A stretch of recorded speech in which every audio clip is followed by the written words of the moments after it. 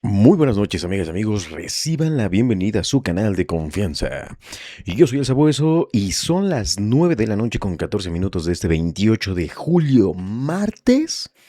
No solamente de Toastmasters, sino martes 27 de julio. 28, perdón, de 28 de julio. Pues amigas y amigos, ¿qué vamos a realizar el día de hoy? ¿Qué es lo que haremos el día de hoy? ¿A qué venimos? ¿Por qué nos estamos reuniendo, juntando, integrando, uniendo en este momento? Pues porque vamos a practicar nuestros discursos improvisados. Así es, amigas y amigos, discursos improvisados. Ya tenemos listas las preguntas, así es que sin más tardanza, vámonos recio, compa. Dice así la pregunta número uno. Los glaciares avanzan centímetros al año y cambian paisajes enteros. ¿Qué hábito discreto está moldeando tu futuro sin que lo notes? Híjole.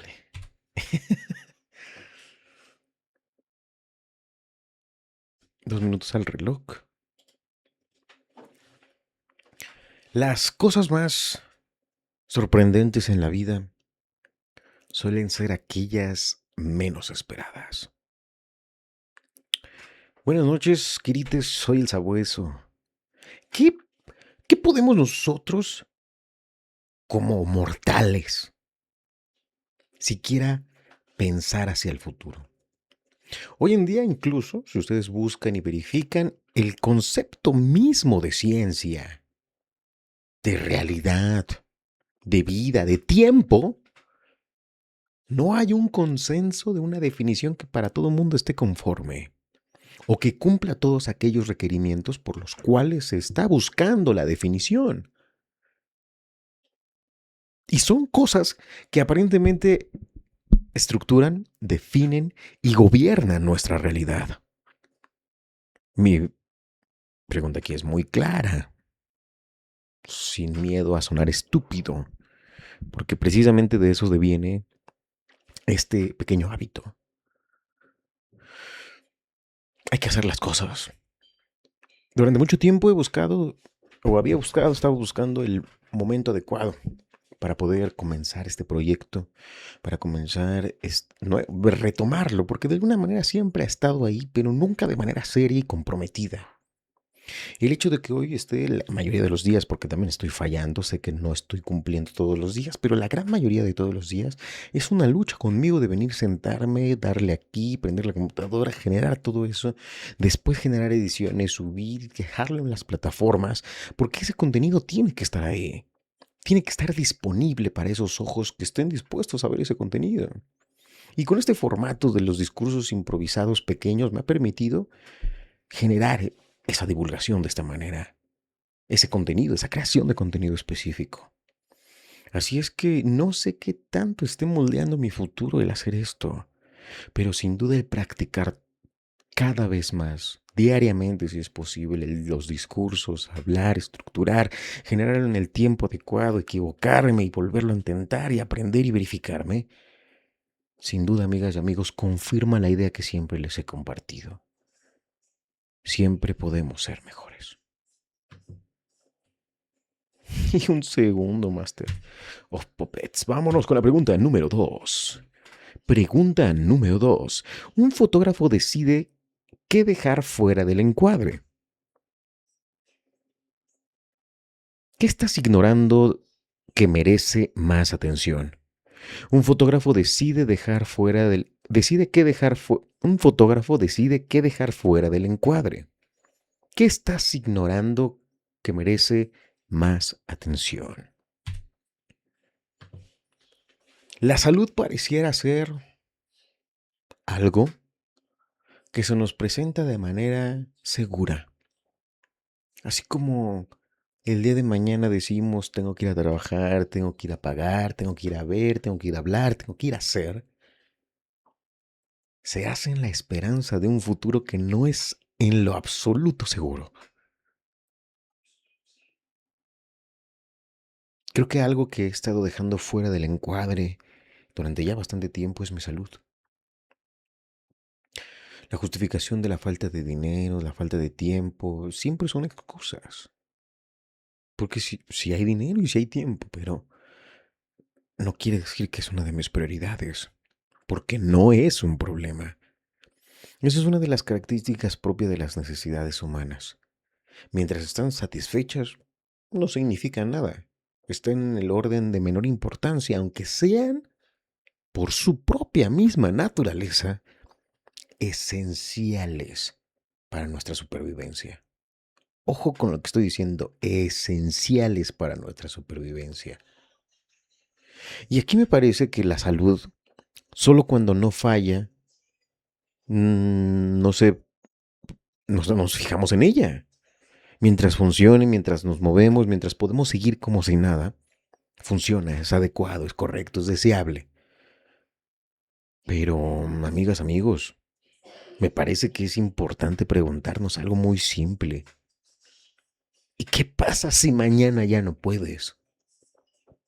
Yo aún pertenezco a este segmento poblacional que depende de su trabajo para sobrevivir, que depende de producir para poder continuar subsistiéndose en mi modo de vida, en mi vida en general, que no es que esté rodeado de lujos, pero sin duda estoy acostumbrado a una forma de vida y solamente puedo llevarlo a través de mi ingreso, a través de mi trabajo, a través de la productividad que puedo generar con mis conocimientos, mi experiencia y mi talento.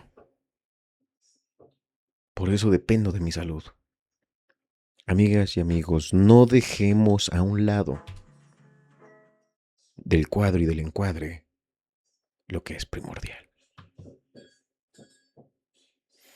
Vámonos. Pregunta número 3. En los mercados antiguos el valor dependía de la confianza. ¿Qué pierde una persona cuando deja de ser confiable? En los mercados antiguos el valor dependía de la confianza. ¿Qué pierde una persona cuando deja de ser confiable?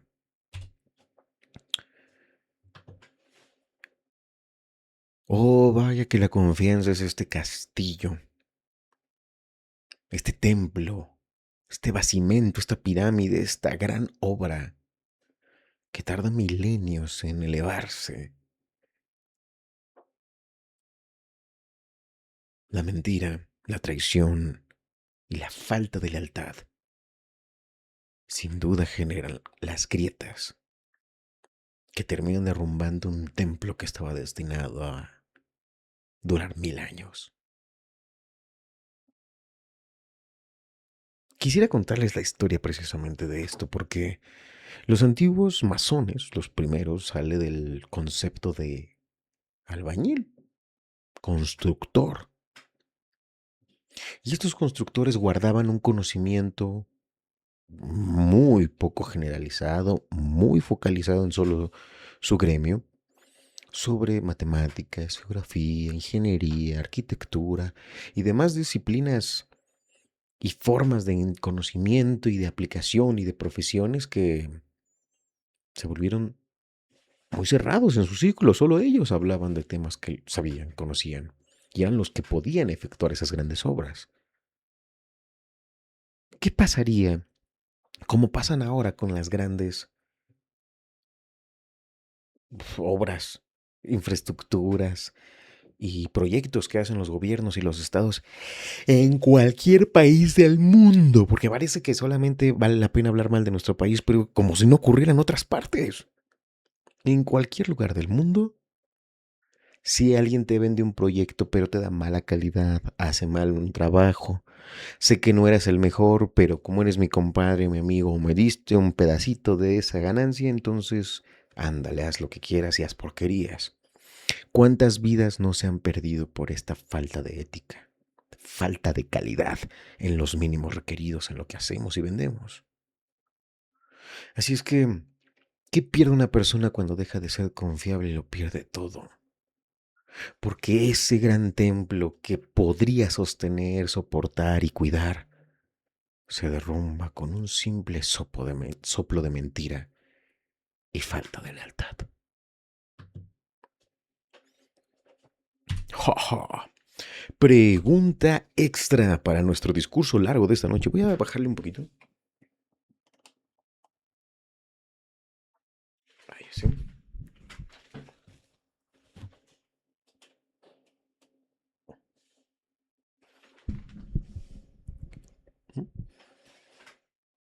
Y lo voy a hacer. No, no, ese era este.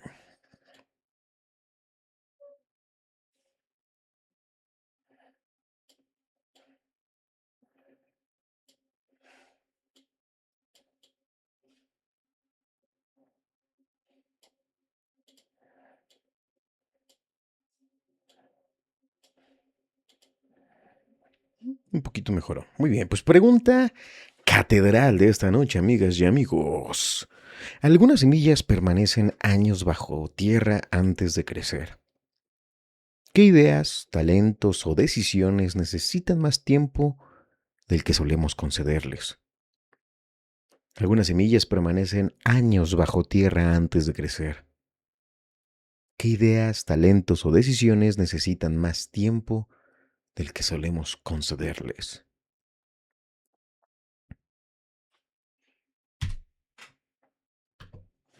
Quirites, la educación no es en lo absoluto llenar un balde, es encender un fuego. Justo hoy tuve la oportunidad de compartir un discurso que tenía un mensaje muy claro.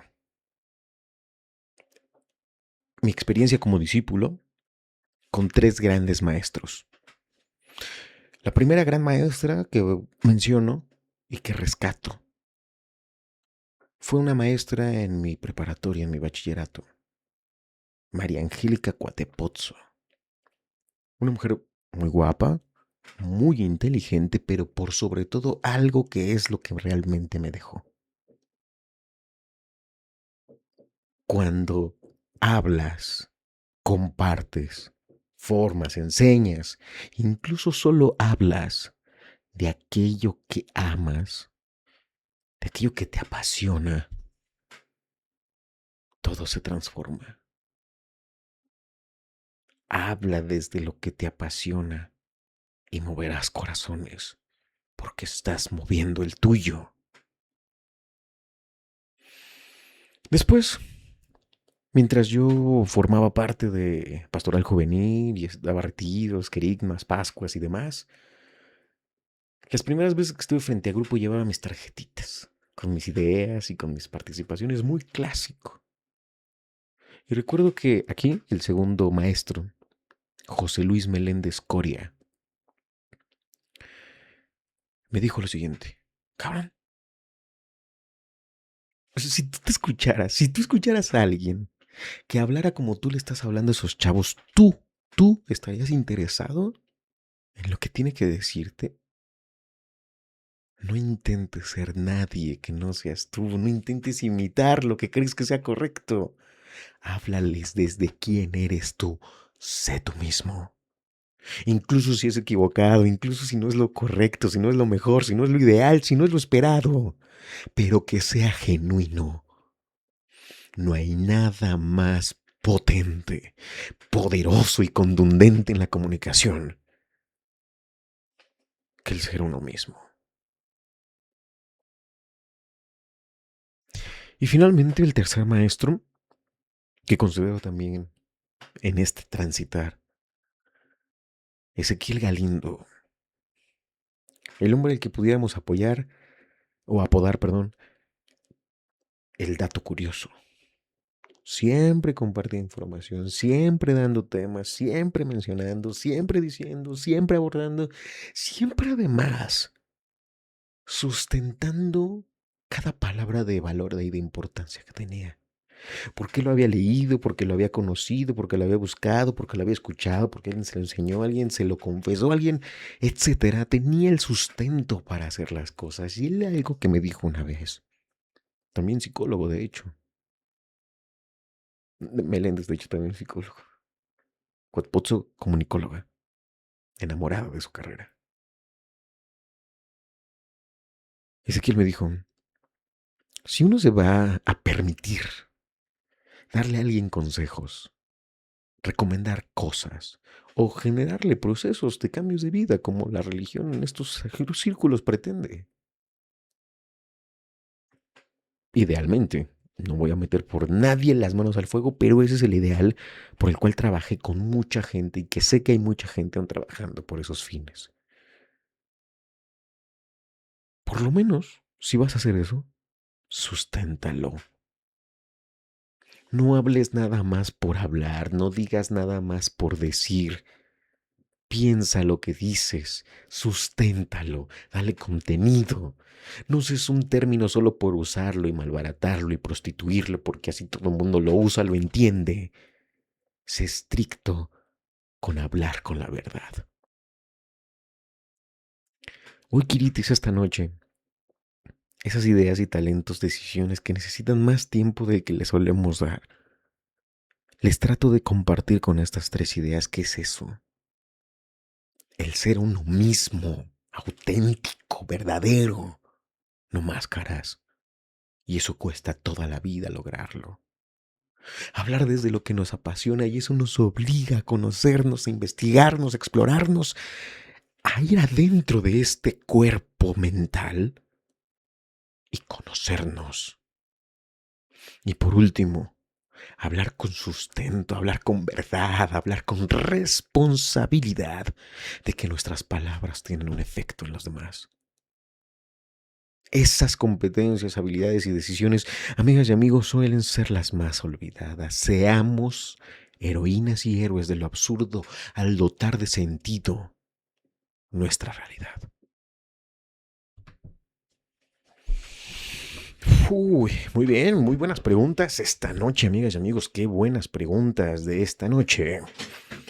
Vámonos a la parte siguiente, que es la de la lectura, nuevamente retomando, porque siempre hay que recordar y tenerlo presente, el libro de Homo Deus, Yuval Noah Harari. Eco, prende techo, prende techo.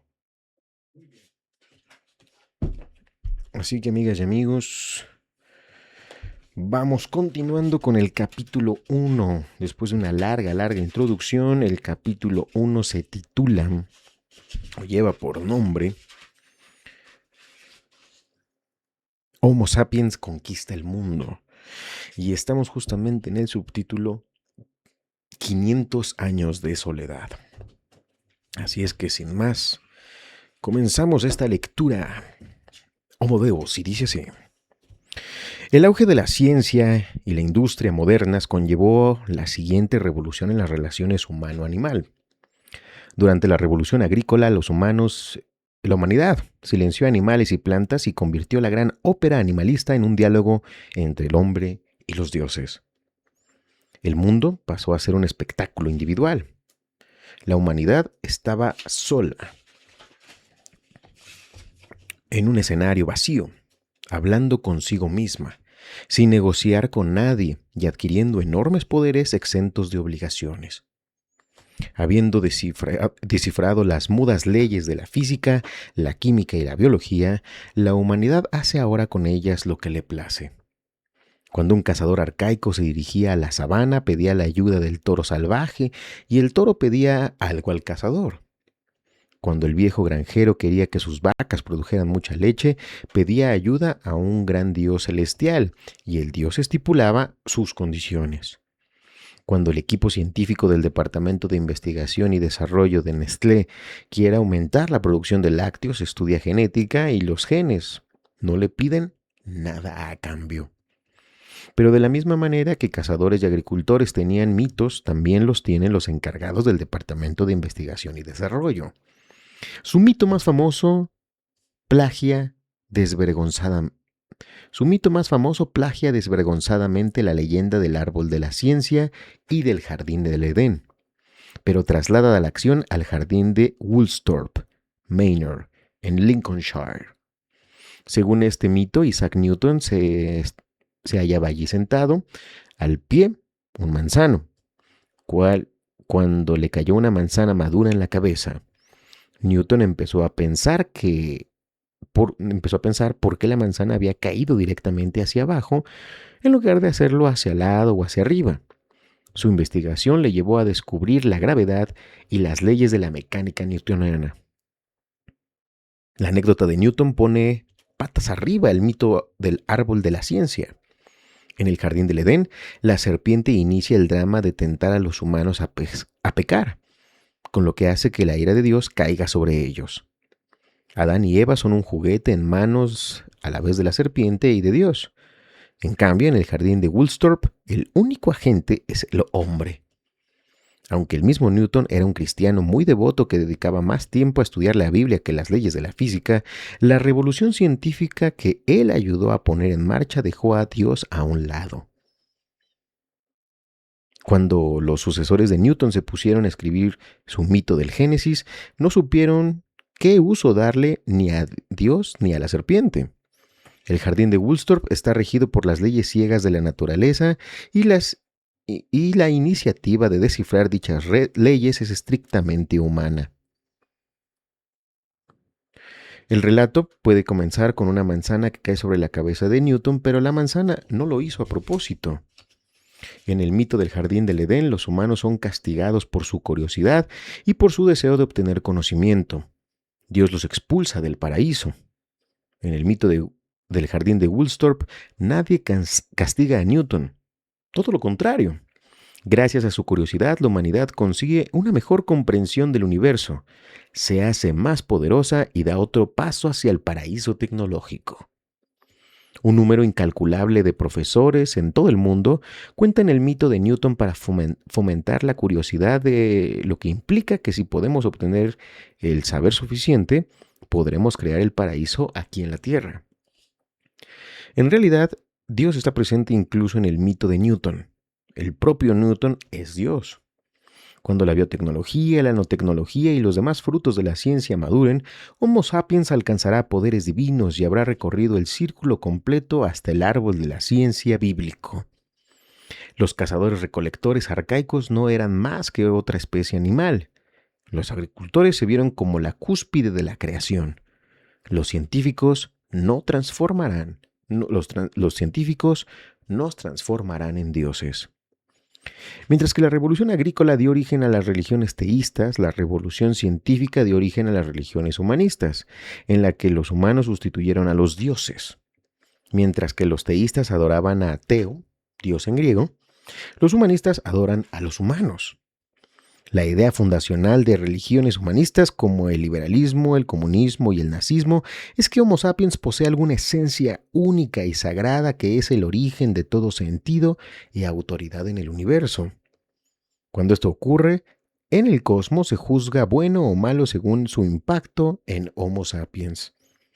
Mientras que el teísmo justificó la agricultura tradicional con el nombre de Dios, el humanismo ha justificado la moderna agricultura industrial en el nombre del hombre.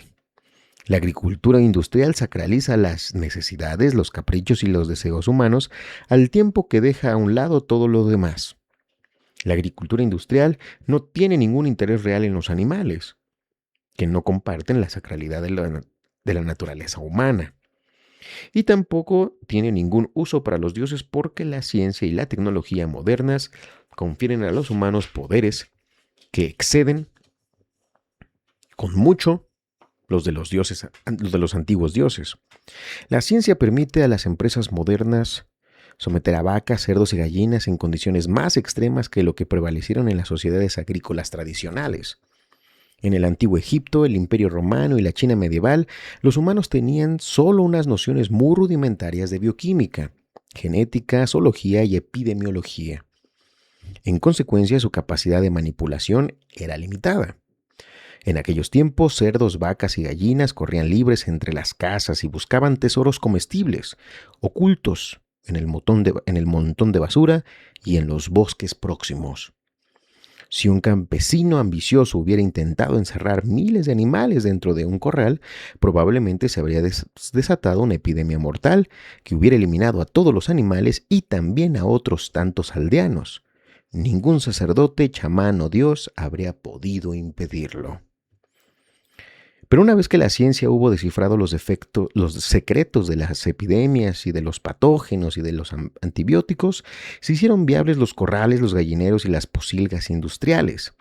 Con ayuda de vacunas, medicamentos, hormonas, plaguicidas, sistema centralizado y de aire acondicionado y comederos automáticos, Hoy en día es posible apiñar decenas de miles de cerdos, vacas y gallinas en or- ordenadas hileras, jaulas estrechas y producir carne, leche y huevos con una eficiencia nunca vista anteriormente. En los últimos años, a medida que la gente ha empezado a reconocer las relaciones entre humanos y animales, tales prácticas han estado comenzando a recibir cada vez más críticas. De repente damos muestra de un interés sin precedentes por la suerte de las llamadas formas de vida inferiores, quizás porque estamos a punto de convertirnos en una de ellas. Si los programas informáticos alcanzan una inteligencia superhumana y unos poderes sin precedentes,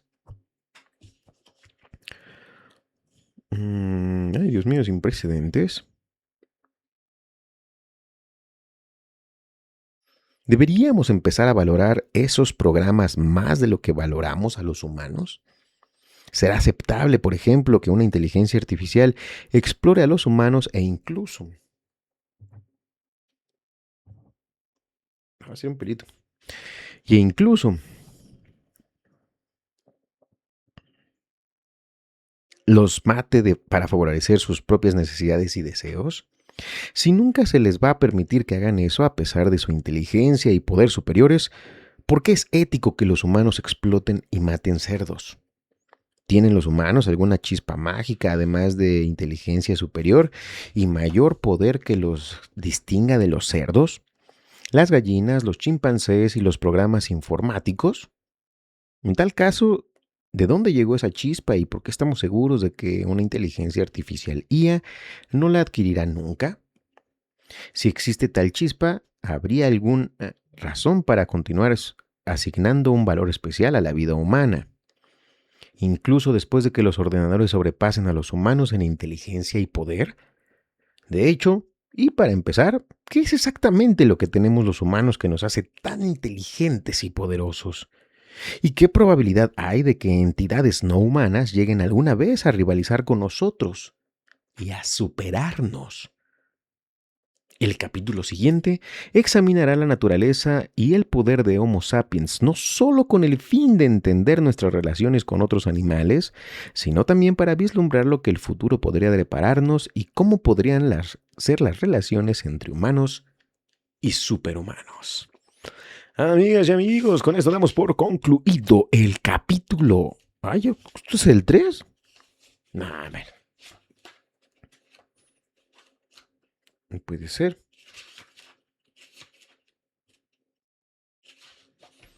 Dice la chispa humana. Ah, es las... Ok, sí. Ok, sí entiendo. Bien, pues seguimos en el capítulo 1, amigas y amigos. Espero que hoy te hayan tenido una gran noche, un gran programa, porque tuvimos preguntas sensacionales, increíbles. Llévense a casa, practíquenle dar respuesta en 2 minutos, máximo 2 minutos y medio. Ya ven como yo siempre me paso, pero tienen que generarlo con ese espacio del tiempo, con esa restricción, porque ¿cómo nos ayuda a tener la noción de un tiempo cuando hablamos? Ese es el objetivo. Hablen y cuando tengan la noción de que ya hablaron más o menos 1 minuto, chequen cuánto tiempo han hablado. Se lleven su cronómetro aparte, pero no lo vean hasta que confirmen después de su conteo personal. Nos hallará mucho con otras circunstancias y eso siempre es un buen ejercicio para mantenernos a la vanguardia con esas competencias blandas. Amigas y amigos, muchísimas gracias. Gracias por estar aquí con nosotros. Eco, apaga techo. Pásenla excelentemente bien con esta noche bonita de martes 28 de julio. Son exactamente, amigas y amigos, las 9 de la noche con 43 minutos. Estamos transmitiendo 35 minutos con 49 segundos. Hoy ha sido un poquito más baja, más corta esta videollamada, pero logramos 3 respuestas de discursos improvisados, 5 minutos para una pregunta catedral y la lectura del día de hoy para poder cerrar con broche de oro esta práctica continua. Y este aseguramiento, que siempre se lo repito, se lo dije hace poco tiempo a una persona, lo dije aquí también en transmisión y se los vuelvo a repetir sin ningún tipo de tapujo, miedo, situación adversa. Siempre podemos ser mejores. Muchísimas gracias, amigas, amigos. Les repito que tengan una excelente noche. Nos vemos mañana. Pásenla excelentemente bien. Adiós.